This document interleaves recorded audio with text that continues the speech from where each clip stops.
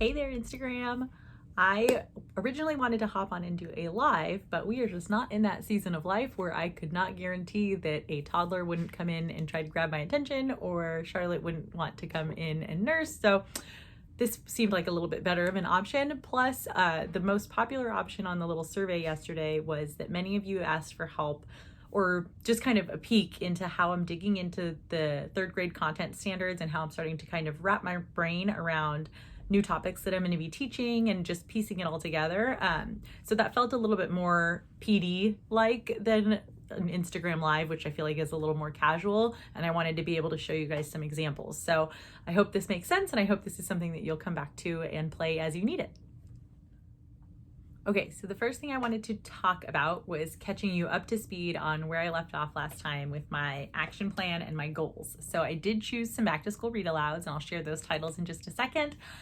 I still have not figured out what I want to do exactly with the class economy. That was kind of, I know on that little survey that I shared, I put about a hurdle that I'm having and how I plan to get through it. And then this morning, so that was the big hurdle. It was that I just can't quite figure out, or I haven't really had the motivation to sit and come up with a good solid plan for how I want to do the classroom economy in my class. But then this morning I was digging into our social studies framework and our social studies standards, and there's a huge one, which I'll share in just a minute when I dig into my standards breakdown and how I've been familiarizing myself with content. But there's a whole section on looking at economies and functions of economies and all those different pieces. And there's so much great language in there, great vocabulary, great concepts, that it just seems like a natural tie-in, which honestly is probably why the third grade teachers already have this in place. So I think I'm going to try to do that and incorporate it, really make that connection between the classroom economy and the social studies component. So just playing around with how I want to do that. But that's the big hurdle that I was hoping to have a plan in place for that by this week. And I just, like I said, didn't have the motivation to sit down and figure out all those pieces. So that one didn't get done. I still do need to order my scissors, which I probably should do soon because we go back in a month. And then, like I said, I did figure out what back to school read alouds tentatively, because I will always find out about more books and I'm always buying more books, and I have a terrible habit of collecting too many books. No such thing, right? So anyways, I kind of narrowed it down. Let me grab my handy dandy notebook here. Okay, so I just started listing off a bunch of books that I want to read during the first couple weeks of school. And then I kind of blocked off, the first week we go back, the kids are only Tuesday through Friday. And then we have a full week the following week. And I know I read picture books all the time, but I want to be really intentional with these first 2 weeks. So books like Your Name is a Song, books that'll help us get to know one another and get to know, build our personal identities and our class identity. Books about social emotional learning, different things so like Do Unto Otters. So that's a really fun one if you haven't read that one. All Are Welcome, We Don't Eat Our Classmates, Be Kind. And then other ones that can kind of just be silly, like First Day Critter Jitters. So I plan to do, and I've done this the last few years, and I can't remember off the top of my head right now whose idea it was. But if I can remember, I'll tag them in a comment down here, or I'll look back through my old posts and tag them.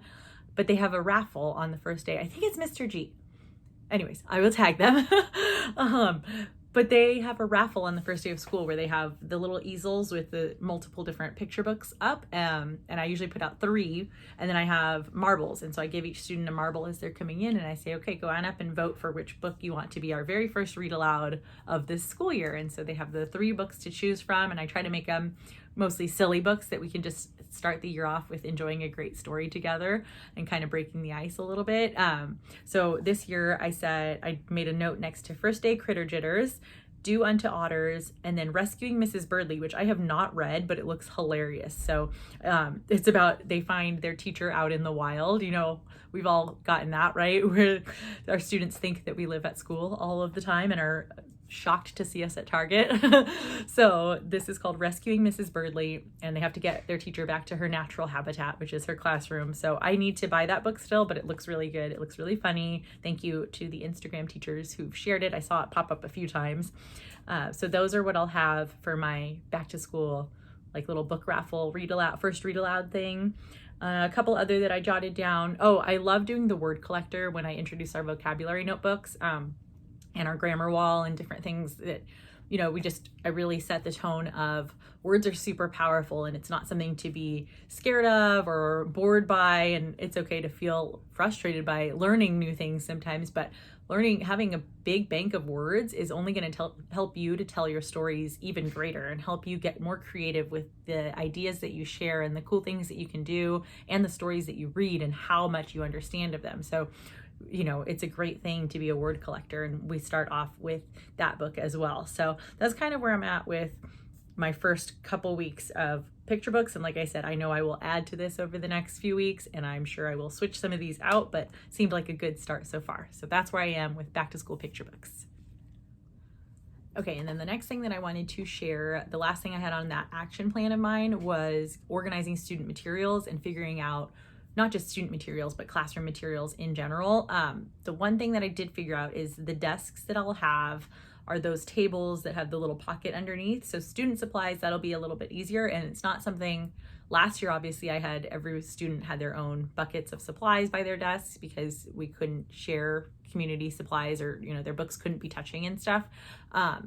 Normally though, I do have all of our notebooks are in community bins. And so I'm still playing around with that, because it is a lot easier, in my opinion, to have, so they're not shuffling through 5 different notebooks to try to find the one that they need. It's just, okay, here's our notebook team passes out the sets of the green notebooks or the purple notebooks or whatever it is that we need at that time. So I'm still playing around with whether I want to have all of their notebooks in their desks and their workbooks, or just certain ones. And I think that'll kind of come into play too when I get back and meet with the team and see what the curriculum comes with. I'm familiar with Wonders, and I know there's a couple workbooks that come with that.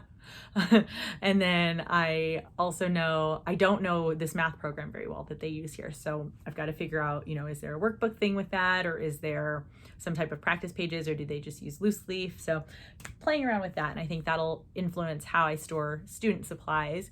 I have played around though with where I want to store my math supplies, so that, because I do want them to be, I really, really want my math manipulatives to be set up in a way that my students can access them while they're working independently, or that I can easily, if I'm working with a group at the small group table, that I can easily say, hey, go pull the base 10 blocks and let's use those. And I'm actually thinking that functionally having a small set of each of the manipulatives, already ready to go. So in little pencil cases that have a set of base 10 blocks and a set of Unifix cubes and, a personal number line, and just basic small group sets, I think might be the route that I want to go, so that when I'm at a small group, we already have everything we need. And then also that makes the other ones available to my students who are working independently, and maybe they get stuck and they need to go grab, a multiplication table, or they need to grab some base 10 blocks to work with, or fraction tiles or different things. So I'm trying to figure out, but I think I want them to be I have cube shelves that I've used in the past, and then just organizing and labeling everything in there. So trying to get that organized and figure out, again, it's kind of hard because everything's stacked in Classroom Mountain right here in my parents' living room. So it'll get done when I start unpacking and putting things. But I just wanted to have that idea of, okay, here's what you need to do. You're going to need to pull a set aside of, 6 sets of math manipulatives to make a little student corner, and then the class set of what we're going to use for demonstrations and independent work and such.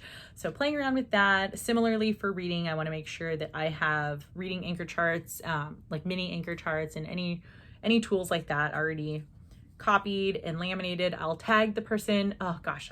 Oh, you know what? Oh, that's the other thing. This is helpful. So you guys know I've shared this a few times that I've been marking up the pictures of my classroom as I start to figure out what I want to do with it.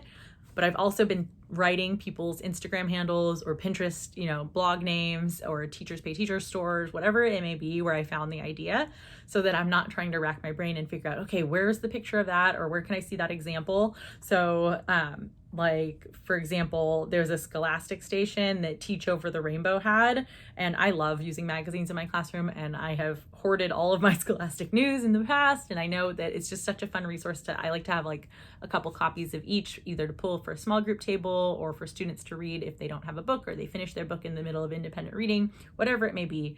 Sometimes I just like to read magazines. I know they do too. So anyways, she has this really cool rack, and she has laminated all of the past Scholastic issues, just a copy of each, and has them all on little rings there so that the students can check out a magazine copy. And I thought that was brilliant. So like I said, I'm just kind of starting to, as I find these ideas on here, I'm just writing people's Instagram handles or blog names or whatever it may be so that I can go back and look at the inspiration. Okay, so now I'm going to dig into the part that many of you guys were asking about, which was all about how I'm looking at my standards, how I'm starting to dig into the content standards and the big ideas of the grade level, just to start to look for patterns and get some ideas and just kind of familiarize myself with how it all fits together, what my big goals are for the year, where my students need to be, kind of where those boundaries are, especially coming from 5th grade. I need to make sure that obviously I don't need to put a cap on where they're going, but I just, I need to make sure that I'm not expecting them to jump 3 grade levels worth from 2nd grade to what I am used to my 5th graders being able to do. And so just giving myself those boundaries of what knowledge they're most likely coming in with. So I'm going to show you really quickly what I printed. I printed out quite a few different things, and then what I didn't print and why, and then kind of where I've been going with that and where I'm going next with it. So I did not print out the reading standards, but I did print like the little language progression. This was super helpful. And this is part of the Common Core standards for California. But it's really neat because it does give me the fact that the 3rd grade boundaries are a lot. I mean, you can see how much more in depth they get as they go on to 4th grade and 5th grade. They start to hit a lot more of them, more complex, like a little bit more complexly. Is that a word? Anyways, maybe I need to review my language standards. But it just kind of gives me an idea of where they're at on that. And then same thing with staying within a topic, and looking at qualitative and quantitative measures for texts and for what we're doing with our reading complexity. So that's all, this is more just general information about standards in general. And then I was kind of highlighting a couple things on here. This one is just examples of texts that would be appropriate for the grade level, and DV wanted to help me highlight. So this is what DV found important on on the standards planning. But like I said, I didn't actually print out all of the 3rd grade reading standards. The way, if you're familiar with the California Common Core standards, they're grouped, which is really cool because it shows a progression across grade bands. So the 3rd grade ones are actually along with the K1 and 2, and then the next page goes 4, 5, and 6. So it's kind of nice because you can see where they're coming from, but it is a lot, there's like a lot of extra that isn't just the 3rd grade standards on each page. So what I did was, and I shared this last week, this is from Common Core Galore and More, and I linked it in last week's podcast episode. I'll link it in here too if I can, or I'll tag her in a comment. But this has been like, I've used the grade 5 one forever because whenever I'm writing out rubrics for projects, or I'm going through and doing report cards, or I'm going through and checking my students, just for different goals that I want them to be working on, this is super helpful because it breaks it down by strand. So you've got reading for fiction, reading for literature, foundational skills, informational text, language, writing, speaking, and listening. And so it's got all of the 3rd grade standards for all of those areas, which is just super helpful to have it all on one page, all broken down. And then I also shared this one with you guys last week, which these are from Teacher Thrive, Melissa over at Teacher Thrive. And she's got these for a few different grade levels. This is the 3rd grade set, and these are free on her website. And so what they are, and I don't know if it might be showing up backwards to you guys, I apologize if it is, but it's got the standard written out, and then it's got keywords that go with it. So what students would need to know for this one, what vocabulary, academic vocabulary would be involved in this standard, essential skills that they'll need to know, question stems that you can use while you're teaching this standard. And then it's got room for you for planning notes, and then the matriculation reference, which tells you where they're coming from in 2nd grade. So for example, this standard is RI 3.4, so reading informational text 3.4, which is determine the meaning of general academic and domain-specific words and phrases in a text relevant to grade 3 topic or subject area. So this is about nonfiction vocabulary, right? Determining the meaning of general academic plus domain-specific, so talking about science and social studies vocabulary, those types of things that are 3rd grade content. The second grade standard that leads up to that is determine the meanings of words and phrases in a text relevant to grade 2 topic or subject areas. So very similar, words and phrases. We get a little bit more specific in third grade, and then in fourth grade, determine the meaning of general academic and domain specific words or phrases in a text relevant to grade 4 topic or subject area. So this one's all very general because it's the information that goes with the nonfiction skills that are in that grade level. But you can kind of see like, oh, here, let me see if I can find a better example for you of one that like really truly builds upon one another more than just the content area. Okay, so in second grade, students will describe how reasons support specific points the author makes in a text. So identifying reasons that are supporting the author's point. Then in third grade, they'll describe the logical connection between particular sentences and paragraphs in a text, looking at comparison, cause and effect, first, second, third, so that they're able to look at the claims and they're really starting to analyze the claims and the way that the author is making their point. And then in fourth grade, they're going to explain how an author uses reasons and evidence to support particular points in a text. So you can see second grade, they're just identifying them and describing them and looking at how those reasons support it. And then by fourth grade, they're really digging into it a little bit more and starting to really put together the meat of that standard. So anyways, it's just, I know I spent a little bit of extra time on that, but I love that it kind of gives you an idea of where to go. It gives you keywords. These are just great. And like I said, those are free in Melissa's store on her website at Teacher Thrive. And then I also printed, I shared this last time too, the Wonders Scope and Sequence. They have another one and I can't get into my thing yet. Like I said, once I get my login for my new school and they assign us all grade levels in the system and stuff, I will be able to get into it. And there is another one. So if you are at a Wonder School and you do have access to your account, it's under resources. So when you log in on the McGraw-Hill thing, go to resources and then you can just search standards for scope and sequence. And the scope and sequence will get you this guy here, which goes by unit and then by week, and it tells you, what the stories are, what the skills are, comprehension skills are, what the vocabulary words, the phonics, the fluency focus, the writing, etc. So that's really nice because it just gives you a general picture of what skills, what everything you're working on that week is. More narrow than the other one. It goes by standards, so it's a little bit more broad, and you'll see the standards cycling up, multiple times throughout, but that's a little bit there. Okay, the next ones that I did were the math, and same thing. I printed out this little handy dandy sheet, and this is from the same person, Common Core Galore and More. And again, broken down by strands. So operations and algebraic thinking, numbers in base 10, measurement and data, number and operations for fractions, and geometry. And it just breaks down all of the grade 3 standards on there. It's just a super handy reference for multiple reasons. So I printed that just so I can have my one sheet at a glance. I also printed from the Common Core website or our state standards website for California, the math practices. And these are obviously, this is very much teacher language. I just found on TPT, again, I'll tag it when I look it up, someone who put them in student-friendly language, which I thought was brilliant. With my 5th graders, I would keep them in this same language. So, construct arguments and critique the reasoning of others. That might be a little challenging, the level of academic vocabulary needed for that. So, just looking at how to explain them a little bit more, not easily, but more student-friendly, I guess, for 3rd grade. And somebody had really great posters with that. So I thought that was really great there. So anyways, I printed the math practices though, just so I can review them for myself because I like to be aware of everything. And then I did print the math standards in the actual standard sheet. So you can see I haven't highlighted or anything in these yet, but this is just what I want to start digging into. And it does go a little bit more detailed than that one at a glance sheet. So that one's really nice to just get a quick overview of the topics. This one's a little bit more detailed, so it gives me some boundaries on, where they are going with these fractions, what unit fractions we're sticking with, and different things like that. So I'll dig into that a little bit more. And then this is the one I did dig into, which I'm excited for, and I'll do a separate little video about mind mapping because that was another thing many of you guys asked about, how I use mind mapping to plan for this. I printed out our social studies standards. And I've got to say, our social studies standards are a little bit outdated, but that's okay. They will be updated soon, I hope.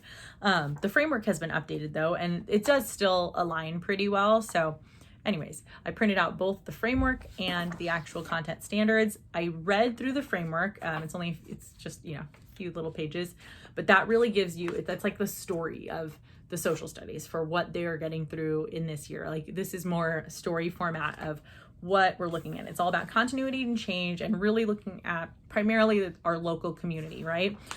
So they're looking at who has been on their land that we are currently at our school is on, or that they live in, what Native American tribes have been here since long ago, what settlers came in, what various cultural aspects have been brought in, who has immigrated to this region, what did they bring with them that kind of shaped the community. So looking at really, there's so much cool stuff. This is what I was talking about as I was getting through this, digging through this, thinking about social justice connections that I can make and really closely tying that civic responsibility piece into it. Looking at also, just the history of where we've been and where we're going, looking at what has shaped our culture here. And it's really fun because I know many of you I've shared this with, that I left my school because we are moving back closer to our parents, which means I'm closer to where I grew up. And I know a lot about this town, and I have lots of memories of this town, and my grandma has lived here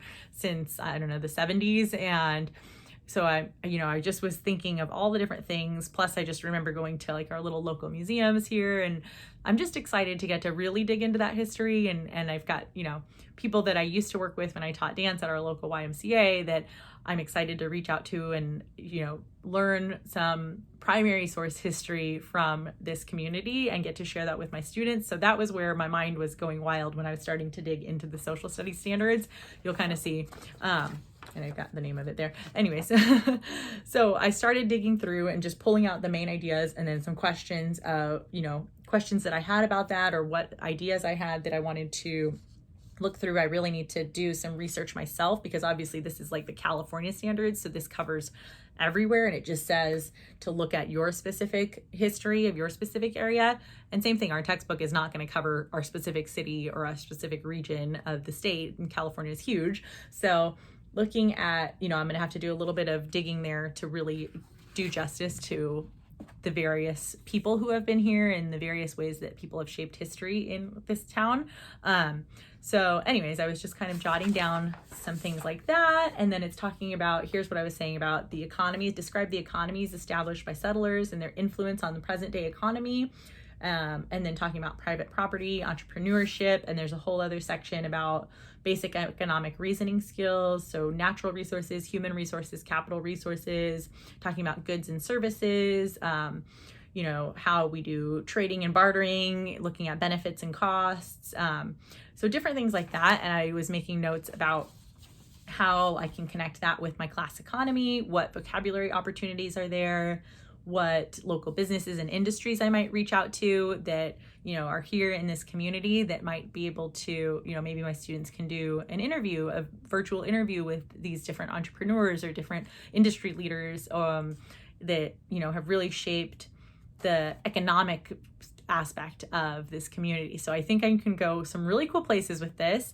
And then also it was talking about, looking back at why their community was established, how individuals and families contributed to the founding and the development, how it's changed over time, looking at lots of primary sources, maps, photographs, oral histories, letters, newspapers.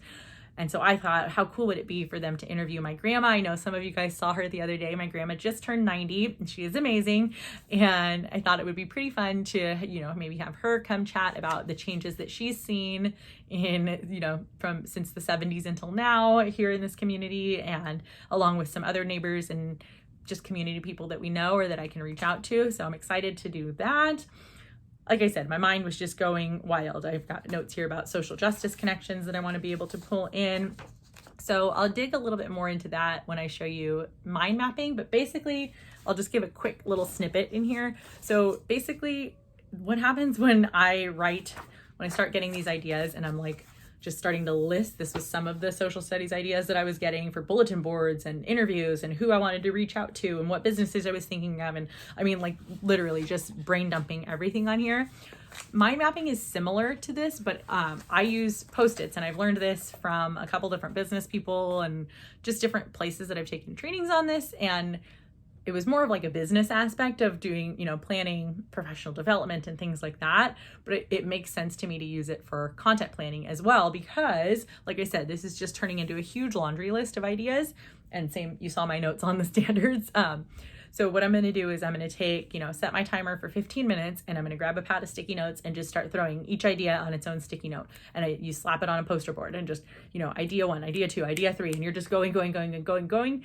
And then after your timer beeps, you stop and step back and take a look at it all. And then you start to group them together.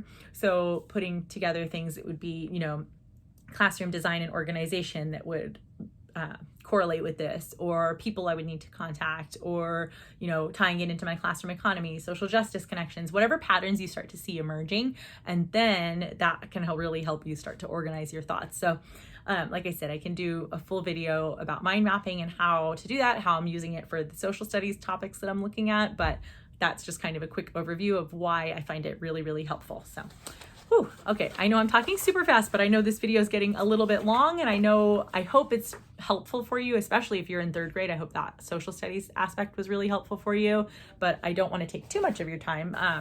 And then I also know a few of you guys asked for me to dig into the science standards a little bit more deeply. So I will do that in a separate video as well. So that way you can, get familiar with how these are set up and why they're really helpful in terms of the reading and math and writing standards that they pull in and connect to. So I will do that. I'm actually going to reach out to a friend and see if she can come on and we can do kind of a collaborative. She's a science teacher friend of mine. And so hopefully she'll be able to hop on a live with me and we can just chat and share best practices for using these science standards, and how, even though she's a science lab teacher, how can we as classroom teachers make sure that we're doing justice to the science topics that we need to teach as well. So anyways, I know that was a lot of information really quickly, but I hope you found it helpful. I've got a few other exciting things coming up this week. So tomorrow, my podcast episode with Mona Eel of Local Learners & Co. is dropping. So if you don't follow her, definitely go check her out. She is the queen of math engagement, math motivation, math, just growth mindset in math, and helping our students develop a positive math identity so that they don't hate math or they don't avoid math. Like, I don't know about you guys, but I used to not feel super strongly about math, and now I love teaching it, but it wasn't always that way. And it was definitely something that used to stress me out. And she has great strategies to share just about how we can build a positive math community in our classroom. So that's tomorrow on the podcast. And then I've also got a few things in the works with some workshops coming up for creativity in the classroom, writing, digging more into standards, kind of like a whole menu of options for you guys of just, free and other workshops, free and paid workshops that you guys can attend. So I'm hoping to get some of those officially on the calendar pretty soon. I know you guys have a lot of opportunities out there to learn in the summertime right now, and I know there's a lot on your plate and that you also should be relaxing. So I just appreciate any time that you are hopping on here with me, and if you find this time valuable. That's, my biggest goal is I just want to be able to share something that you find helpful and will help you become the best teacher that you know you are meant to be, so that you are helping your students as much as possible and helping them love learning and love creating and want this like lifelong love of learning to last. So anyways, I hope you guys have a fantastic rest of your evening. I'm going to go ahead and piece this together, and I hope it makes sense that I did this on, video format rather than just an Instagram live. Please feel free to reach out with any questions about how I'm planning or what you would like me to incorporate next week when I go live again, or on future podcast episodes. And just feel free to DM me, because I love to connect and I love helping teachers and I love keeping that passion for teaching and learning alive. So have a great afternoon, you guys. Bye.